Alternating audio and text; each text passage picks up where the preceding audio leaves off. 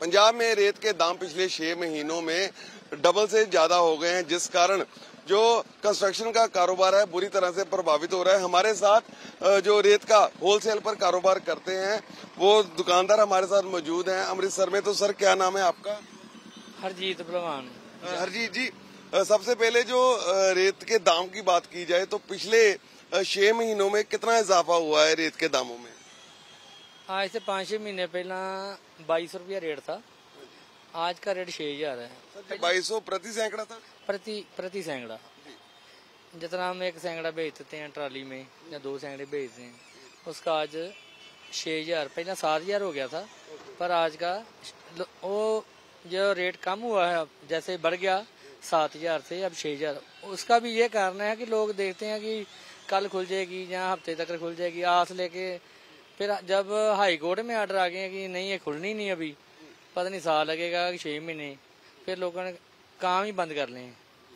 हम ये देखेंगे कि ऐसे ये रहा तो फिर तो रेट 100 ਦੇ ਵਿੱਚ 10% या 20% कम चल रहे हैं। सर, सबसे पहले ये बताइए हरजीत जी कि ये जो दाम बढ़े हैं रेता के, एकदम इतने ज्यादा बढ़ गए, इसके पीछे क्या कारण समझते हैं आप?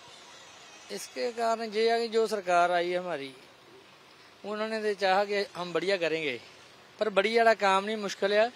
जिस हिसाब से इन्होंने बोला कि रेट इसका माइनिंग शुरू करेंगे, जो 2 नंबर में काम चल रहे हैं, हम ये सोचते हैं कि जो 2 नंबर में काम चल रहे हैं वो तो उससे तो ठीक था, 2200 रुपया सैकड़ा तो चल रहा है ना। जे एक खड्ड चलती थी तो कोई 7-8 खड्डे और भी रेता की चल रही थी, तो जब उन्होंने सब खड्डा बंद कर दी उससे रेट 7000 रुपया, मतलब कि हौली हौली बढ़ा।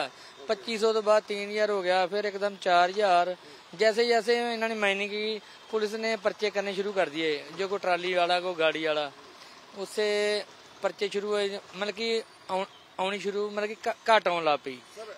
हाँ, जब ये रेत कम हो गई शुरू तो सरकार ने इलीगल माइनिंग बंद की है, लेकिन माइनिंग की पॉलिसी नहीं बना पाई सरकार।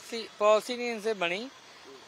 ये कह रहे हैं कि आज शुरू होगी, हफ्ते बाद 10 दिन, महीना, ये कहते कहते 6 महीने हो गया, जिससे लोग प्रभावित हो गए चीज तो कि आज शुरू होगी भाजी, काम बंद कर रही है। फिर आंदे आ कि हम साढ़े को कई गाहक आते हैं, साढ़े को आते हैं, वो बोलते हैं कि 10 सैकड़े माल चाहिए हमारे ट्रक, पर फिर उससे बाद वो आप फिर कह देते हैं नहीं सर ऐसे आ कि हफ्ता लगेगा, अं कहने को 2-4 दिन लगेंगे, शुरू हो जाएगा, जैसे हमें पता लगता है।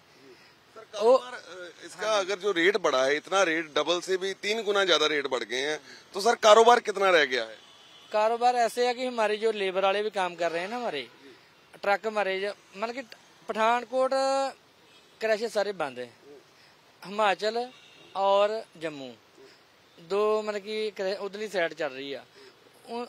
उधर से जो माल जहाँ अम्बरसर पहुंचने लगता, उन्होंने भी पर्ची लगा दी है अपने पंजाब वालों ने उस पे, उससे माल महंगा हो गया ना। तो लेबर कितने फीसदी काम, कितने फीसदी रह गया काम? 100 में 10% ही काम मानते हैं। 10% काम। उससे ये बात है कि हमारी जो लेबर काम करती है, हमारी काम करती थी कम से कम 35 आदमी काम करते थे लेबर वाले, वो हुण आते ही नहीं कई जाने कि साड़ी मतलब कि लेबर ही नहीं बनती। कोई कहता है मेरा 200 रुपया भाजी, हमारा घर का गुजारा नहीं है, कोई हम रक्षा चला रहा है, कोई कुछ कर रहा है। तो आपका 10% काम रह गया, बुरी तरह से प्रभावित हुआ है काम। और जो लोग आपसे रेत लेने आते हैं तो फिर आपसे लेके जा रहे हैं कोई रेत के या नहीं, किस हिसाब से बात?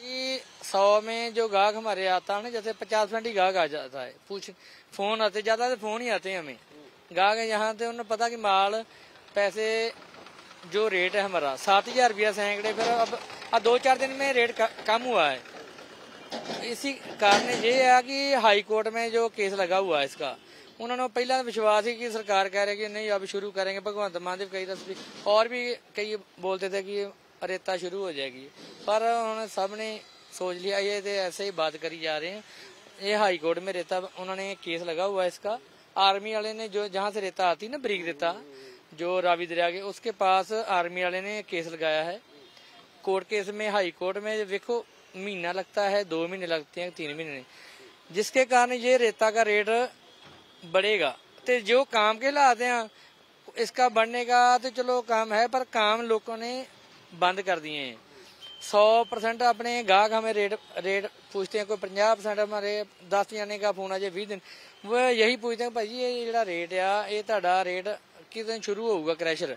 ਅਸੀਂ ਉਹਨਾਂ ਨੂੰ ਕਹੀਦਾ ਪਤਾ ਸਾਨੂੰ भी नहीं जे 5 दिन लग जान, 10 दिन लग जान, 15 दिन। उसके बाद जे रेट का जे वो फिर जिस तरह बोल देते हैं कि हमें 100 फुट की ट्राली भेज दें, पूछते 10 सैकड़े का रेट है हमें, तो माल जाता है 100 फुट।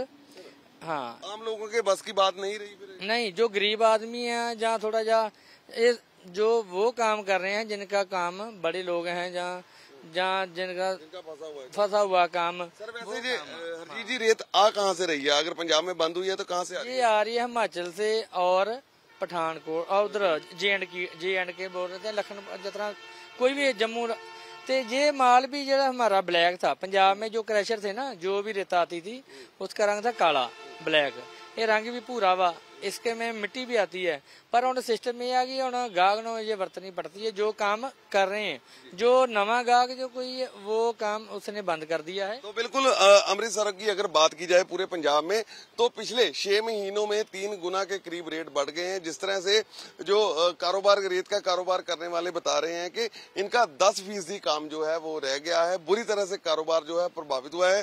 जो इनकी लेबर भी है वो भी बुरी तरह से जो है प्रभावित हुई है और कारोबार जो छोड़ के चले गए हैं, क्योंकि रेट के दाम सरकार की तरफ से जो माइनिंग थी, इलीगल माइनिंग बंद की गई थी और उसके बाद माइनिंग की पॉलिसी जो है अभी तक सरकार के द्वारा नहीं बनाई गई, जिस कारण रेत के दाम लगातार बढ़ते जा रहे हैं।